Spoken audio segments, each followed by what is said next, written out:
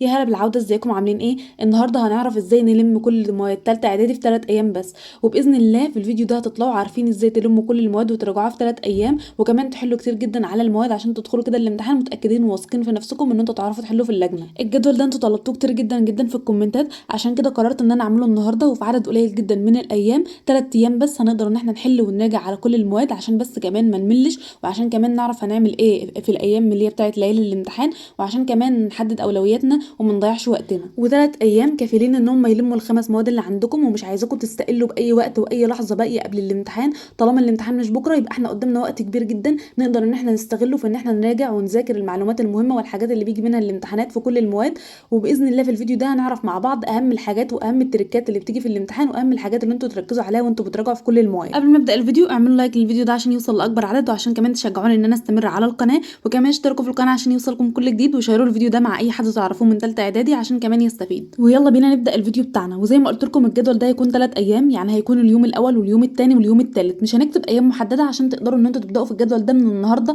او من الليله دي، من ساعه ما تسمعوا الفيديو ده لحد اخر يوم من ايام الامتحانات. اليوم الاول في الجدول ده هنراجع فيه ماده العربي، وكمان هنراجع معاها ماده الدراسات، لان العربي والدراسات بيحتاجوا حفظ كتير، وكمان بيحتاجوا ان احنا نركز عليهم اكتر في الكلام النظري او الكلام اللي بيجي فيه اسئله مقالي. ومعظم اسئله العربي والدراسات بتيجي عن طريق الاسئله المقاليه والاسئله اللي بتعتمد على الحفظ. عشان كده في العربي والدراسات هنحاول ان احنا نحل اسئله كتير جدا على العربي والدراسات، وكمان نحل محافظات كتير جدا من اللي احنا حليناها قبل كده، او ان احنا ممكن نجيب محافظات جديده ونحاول نحلها من تاني. ولان الوقت ضيق قدامنا فاحنا هنحاول نطبق الطريقه دي في المواد اللي هي بتتحفظ زي العربي والدراسات. زي ما انا قلت لكم هنحاول ان احنا نجيب الاسئله ونحلها وبعدين نذاكرها تاني لو احنا عندنا غلطات فيها، لان الطريقه دي هتنجز معاكم كتير جدا وتعودكم على نظام الامتحانات وتخليكم عارفين كده تحلوا الاسئله بسهوله وبسرعه. بالنسبه لاسئله الدراسات فهي في كل المحافظات بتتكرر وكل الاسئله بتتكرر، يعني ممكن تلاقي كذا محافظه متكرر فيها نفس الاسئله. عشان كده بقول لكم طبقوا الطريقه دي في الدراسات بالذات. وكمان العربي بيتكرر في النصوص كتير نفس الاسئله، فانتوا لازم تحفظوا النصوص على هيئه اسئله الفتره دي وما تضيعوش وقتكم في الكلام الكتير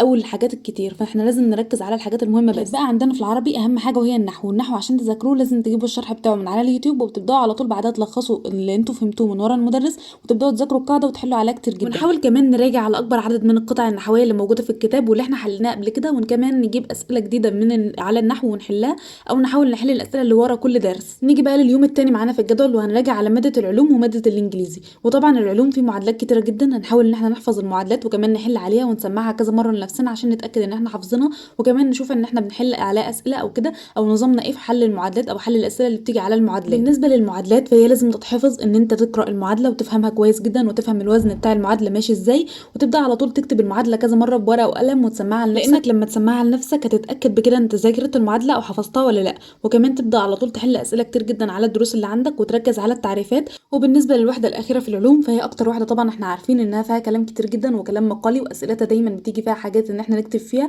عشان كده لازم نحفظ كويس جدا الوحده دي ونحفظ كمان الاسئله وذاكروها على هيئه اسئله. ويا ريت تذاكروا من المفكره اللي هي بتبقى جايه مع كتاب الامتحان، لان بيبقى فيها اختصارات كتيره جدا وبيبقى فيها كل الدرس بس متلخص بطريقه كويسه، فهتفيدكم جدا في الوحده دي. والعلوم في شبه كبير قوي من الدراسات، لان الدراسات طبعا زي ما انا قلت لكم بتكرر اسئلته في المحافظات. في امتحانات المحافظات هتلاقي دايما الاسئله متكرره في الدراسات وفي العلوم. عشان كده حاولوا تذاكروا امتحانات المحافظات وتحاولوا تذاكروها كده على هيئه اسئله وتحلوها كده حتى لو في ورقه خارجيه، وتفضلوا تتدربوا عليها حتى لو انتوا حليتوها قبل كده، وتحلوها دايما مع نفسكم قبل الامتحانات. عشان كده نحاول الفتره دي نركز على الاسئله المتوقعه واسئله المحافظات اللي احنا حليناها قبل كده. وبالنسبه بقى للانجليزي فاحنا لازم نبدا نحفظ كلمات كتير جدا في الانجليزي ونركز على كلمات الوحدات لانها بتتكرر في الاختياري. وبالنسبه للباراجراف اللي عندكم فانتوا لازم تركزوا على المواضيع اللي موجوده في كل وحده، وتبداوا تحفظوا جمل اللي تكتبوها في اي موضوع يجي لكم. عشان كده تبداوا ان انتوا تعرفوا تكتبوا اي اساي قدامكم، فانتوا لازم تحفظوا كل موضوع. لو مثلا الوحده الاولى بتتكلم عن الرياضه فانتوا لازم تبداوا تحفظوا معلومات او تبداوا تحفظوا جمل عن الرياضه عشان تعرفوا تكتبوا اساي عن الرياضه. المهم ان انتوا ما تسيبوش السؤال ده فاضي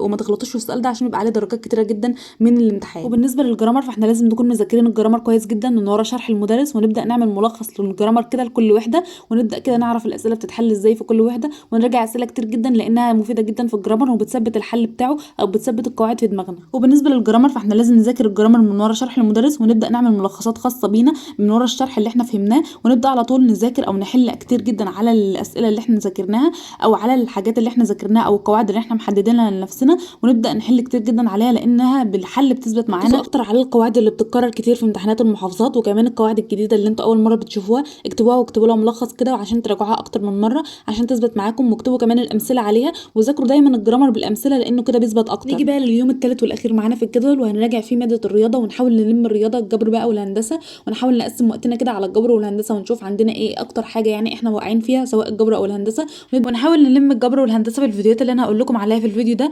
ونحاول كمان ما نكسلش ان احنا نحل المحافظات اللي احنا حليناها قبل كده، ونركز كتير جدا على الاسئله اللي بتتكرر في المحافظات بتاعه الجبر والهندسه. وبالنسبه للرياضه فاهم الفيديوهات اللي انتم المفروض تشوفوها الفتره دي واهم الفيديوهات اللي انتم المفروض تراجعوا منها ليله الامتحان بتاع الرياضه هي الفيديوهات اللي عاملاها قناه الخطه التعليميه، عامله مراجعات كتير جدا على الجبر والهندسه، وكمان في مراجعات برضو عاملاها قناه يلا نفهم ماس وقناه مستر محمد ابراهيم. القناه عليها عدد كبير جدا برضو من الشروحات وكمان المراجعات النهائيه، وفي مراجعات بتنزل كل شويه، فالثلاث قنوات دول هيفيدوكم جدا بالمراجعات النهائيه اللي موجوده عليهم، هتفيدكم جدا جدا ان انتوا تلموا كل المناهج وكل التريكات اللي موجوده في الهندسه والجبر. اهم حاجه في الرياضه ان احنا نحل كتير جدا، وانا عارفه ان في ناس كتير جدا عندها مشكله في الحل، عشان كده بقول لكم شوفوا المراجعات النهائيه ولازم يكون معاكم كشكول تكتبوا كل الحاجات اللي المستر بيقولها في قلب المراجعه او في قلب الفيديو، وتبداوا على طول تحلوا المسائل دي اكتر من مره لحد ما المسائل تثبت معاكم وتعرفوا تحلوا الطريقه بتاعتها، وركزوا كمان على الاسئله اللي المستر بيركز عليها في قلب فيديو الشرح عشان ده هتفيدكم جدا، ولازم كمان تكتبوها في كشكول عشان تراجعوا منها ليله الامتحان. نيجي بقى لتاني اهم ماده معانا وعليها درجات كتيره جدا وهي العربي. العربي طبعا في مراجعات كتيره جدا عاملتها الخطه التعليميه، لازم تشوفوا المراجعات دي لانها هتلم لكم كل حاجه في العربي وكل الاسئله والتريكات اللي هتيجي في الامتحان. تاني قناه ممكن تراجعوا منها العربي ليله الامتحان هي قناه مستر عمر ياقوت، القناه عليها عدد كبير جدا من المراجعات اللي لسه نازله جديده، يا ريت تلحقوا تشوفوها عشان المراجعات دي هتلم لكم كل حاجه في العربي وخاصه النحو، هتلم لكم حاجات كتيره جدا واهم التريكات اللي بتيجي في العربي. تقدروا تسمعوا اكتر من فيديو واحد للمراجعه، وتقدروا كمان ان انتوا تحلوا بعد الفيديو على طول عشان تلموا الماده كده بسرعه والمعلومات تثبت معاكم، وكمان زي ما قلت لكم لازم تحلوا كتير جدا على العربي وخاصه اللي هي الاسئله اللي بتيجي في المحافظات، لازم نحل امتحانات المحافظات في كل المواد يا جماعه لان مهم جدا امتحانات المحافظات بتتكرر او ممكن يجي زيها. بالنسبه بقى للعلوم فعندنا قناه الخطه التعليميه عامله مراجعات نهائيه جميله جدا جدا للعلوم، هتفيدكم جدا وهتلم لكم كل حاجه في العلوم، وكمان عندنا الدكتور احمد مكرم عامل مراجعات كتيره جدا للعلوم، هتقدروا ان انتوا تستفيدوا منها وهتقدروا ان انتوا تلموا كل المنهج بفيديو او فيديوهين من الفيديوهات دي، ويا ريت تحلوا اسئله المحافظات لان اسئله المحافظات بتتكرر كتير ومهم جدا ان انتوا تراجعوها لانها بيجي منها حاجات كتيره جدا. بالنسبه بقى للدراسات فبرضو قناه الخطه التعليميه عامله مراجعات جميله جدا للدراسات، يا ريت كلكم تتفرجوا عليها لانها مفيده جدا وهتلم لكم كل المنهج يمكن في ساعه او ساعتين، ممكن في يوم واحد بس تلموا الدراسات باذن الله، وكمان تشوفوا الاسئله اللي موجوده وحلوا عليها كتير جدا، وشوفوا اسئله المحافظات بتاعه كتاب الامتحان لانها دايما بتتكرر، وزي ما اتفقنا مع بعض يا ريت تذاكروا الدراسات على هيئه اسئله وتشوفوا الاسئله اللي بتتكرر كتير وتركزوا عليها اكتر في كل درس. وبالنسبه بقى للانجليزي فبرضو قناه الخطه التعليميه عامله مراجعات جميله جدا للانجليزي، يا ريت كلكم تشوفوها لانها هتلم لكم الانجليزي في ساعه او ساعتين، وكمان يا ريت تحلوا كتير جدا على الجرامر وتلخصوا بايديكم، وكمان في قناه جميله جدا اسمها عبقري اللغه عامله مراجعات جميله برضو للانجليزي برضو وللجرامر وكل المنهج بتاع الانجليزي سواء جرامر او كلمات، وكل الوحدات هتلاقوها متراجعه مثلا في ساعه او ساعتين، فيا ريت تسمعوا كل الشرح ده وتحاولوا تحلوا اسئله كتير جدا بايدكم عشان بقى تتعودوا على نظام الامتحان، وكمان تحلوا اسئله المحافظات ده ثابت معانا في كل المواد، وكمان يا جماعه ركزوا على الكلمات لان الكلمات هتساعدكم في حل القطع وحل الاختياري وحل كمان الباراجراف او الايساي، واحفظوا جمل كتير لكل وحده عشان تعرفوا تكتبوا ايساي كويس. يا ريت تستغلوا كل لحظه وكل حاجه انا قلتها في الفيديو ده عشان تلموا كل المواد وكمان تجيبوا مجموع عالي، ولسه في وقت وما تقلقوش يعني كل حاجه هتتلم معاكم، خلي عندكم امل بربنا وان ربنا عمره ما هيضيع تعبكم وعمره حتى ما هيضيع تعبكم، حتى لو انتم ما كنتوش بتذاكروا من اول السنه وذاكرتوا اليومين دول باذن الله هتلحقوا وهتجيبوا درجات عاليه، وكمان هتحصلوا اللي ذاكر كمان او اللي بيذاكر من اول السنه. المهم ان انتوا تحسنوا النيه كده وتنووا النيه يعني وتخلصوا النيه لربنا وتسالوا ربنا او تدعوا ربنا انه يوفقكم، وباذن الله كل المواد هتبقى سهله معاكم وكل حاجه باذن الله ربنا هييسرها لكم، حتى الامتحانات حتى لو هي صعبه وكل حاجه فيها ضغط وتوتر باذن الله تطلعوا كده مجبورين الخاطر. بس كده لو عجبكم الفيديو ده ما تنسوش تعملوا لايك وشير مع اصدقائكم عشان الفيديو ده يوصل لاكبر عدد والناس كلها تستفيد، وما تبخلوش يعني باللايك والكومنت عشان يوصل الفيديو لاكبر عدد، عشان بدعمكم ده انا بستمر باذن الله، ويا ريت تكتبوا لي في الكومنتات الفيديوهات اللي انتوا عاوزينها الفتره اللي جايه وانا هرد عليكم في الكومنتات، واشوفكم في فيديو جديد باذن الله، والسلام عليكم ورحمه الله وبركاته.